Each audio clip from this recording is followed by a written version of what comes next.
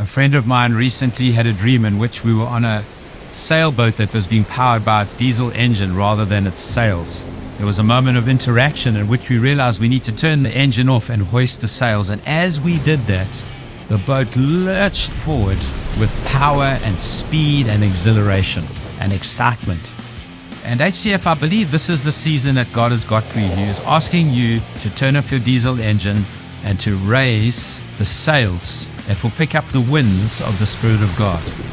It's a very different machine, a sailboat, as opposed to a boat that only needs to be driven by a diesel engine. There's aspects of this sailboat that are absolutely required for it to be the best boat it can be. It also needs a special kind of crew. First of all, it needs more than just one person. It needs a whole team of people. One person can turn a boat on and sit at the helm and steer a boat that is powered by diesel. But you need a whole team of people to make sure that sails are up and different things are tied off and tied back to make sure that the wind catches the sails at exactly the right time and exactly the right place to propel the boat forward with the speed and power that it requires.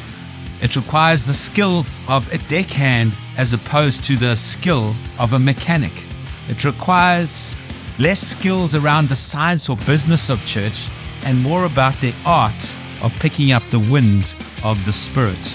A sailboat has a very long range because it doesn't have to carry its own fuel, but it does need to position itself in the right place so that it can pick up where the winds are blowing.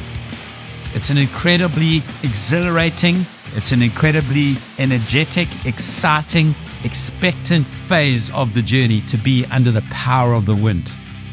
It, however, also comes with an ease. There's something about watching a sailboat when everybody's playing their part and the sails are catching the wind at exactly the right place that is like poetry in motion. There's an ease to it somehow in the midst of the excitement and the energy.